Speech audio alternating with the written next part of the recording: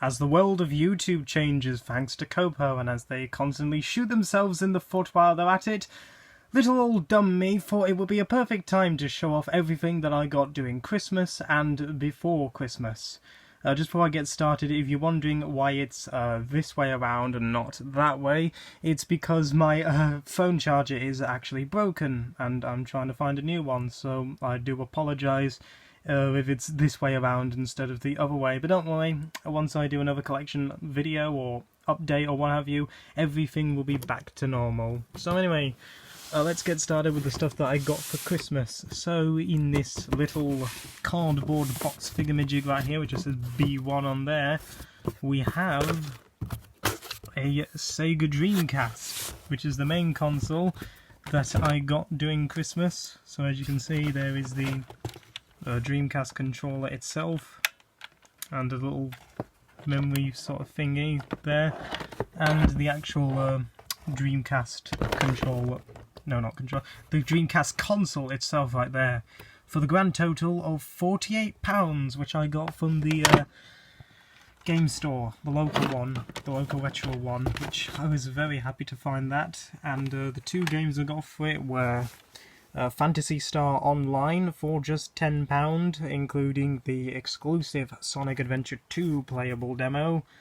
I do know this is also on the GameCube as well, along with a third title, so it'll be very exciting to see how this game fares. So there's the disc right there, and then on the other side we have both the manual, so it's all complete with the manual, and then the Sonic Adventure 2 trial disc, which is very nice. And then we have a Worms World Party, because no console is complete without Worms in my case. No console is ever complete, and as you can tell, it is all super sealed, nice condition. Came all the way from Italy as well. You can't see that because the camera's being a bit shit and all, but it says www.halifax.it, which means Italy. It's got the sticker from there. So yeah, I was really happy to to get a sealed copy for that for Christmas, which is very, very nice indeed. And then that basically means everything else is in here, the good old CX bag. So we start with the stuff. This one I got from a couple of days before Christmas. This is Monster Hunter Stories on the 3DS, which I've got a couple of Monster Hunter titles. I've got one on the PSP, which is in there, the one on the Wii, and then the more recent one, Monster Hunter World on the PS4. So, yeah, this is supposed to be a little bit different from those. I'm very curious to see how this game is like. It's got all the pamphlets in there, so that's very nice. The only Switch game that I got for Christmas is Astral Chain from our good old friends at Platinum Games, who gave us Nier Automata, Bayonetta, Mad World, those kind of games. So I'll be very interested to see how this game fares out. Got some really gorgeous looking artwork in there, and the cartridge itself. The only other game on the Dreamcast, which is Choo Choo Rocket, one of the most common Dreamcast games ever known to mankind, and can't wait to see how this fares out, because I've heard plenty of good things about it. The only downside is that the case is it's in fine condition, but as you can see, the case of it is a bit damaged. It just comes off like that, which I think was presumably because they mailed it in, or they sort of tried to mail it in and it came down on the floor. So to the person who basically just mailed it through the door without actually caring about the stuff in there, thanks for that. But you'll be happy to know the disc is there, the manual is there, which I won't be showing, but the manual is there anyway. All in very nice condition. So that is Choo Choo Rocket. And then we have The Nightmare Before Christmas, Oogie's Revenge on the PlayStation 2 from Capcom. And this is supposedly a Devil May Cry version of The Nightmare Before Christmas. So yeah, not much to say about this one other than it's basically Devil May Cry, but with a Tim Burton-y feel to it. But it's all complete with the manual. Basically all the games in there, in the bag, are complete with the manual.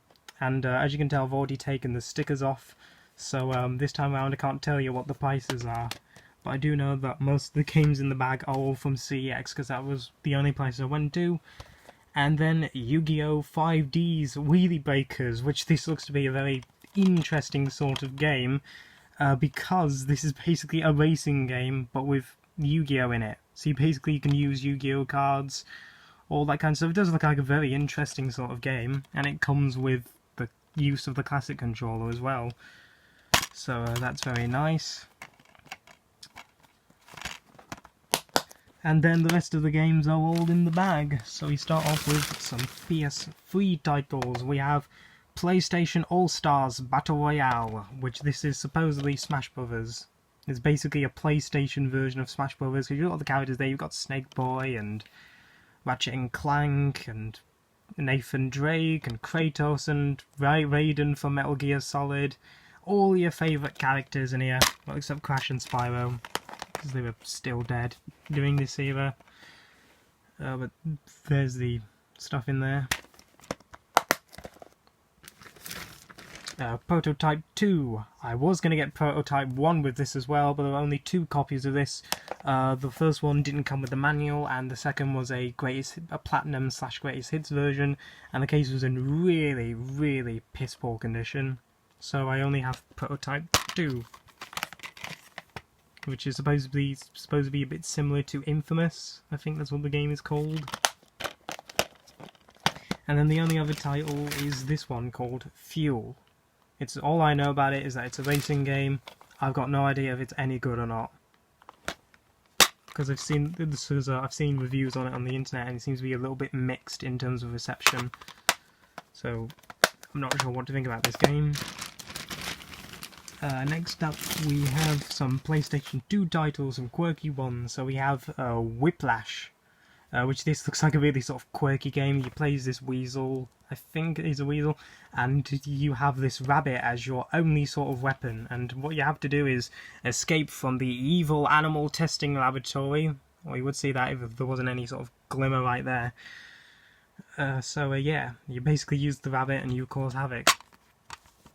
What could be more better than that? And then we have 2 tie-in movie games. So first one, Dreamworks Over the Hedge, which is based on the movie, which in turn is also based off of a newspaper comic strip of the same name. There, a little bit of tidbit of information you may not have known, or probably did already know, because maybe you went on the internet and found out the information. And then a classic, well, not supposedly classic, but one I had as a kid, Disney Pixar's Cars.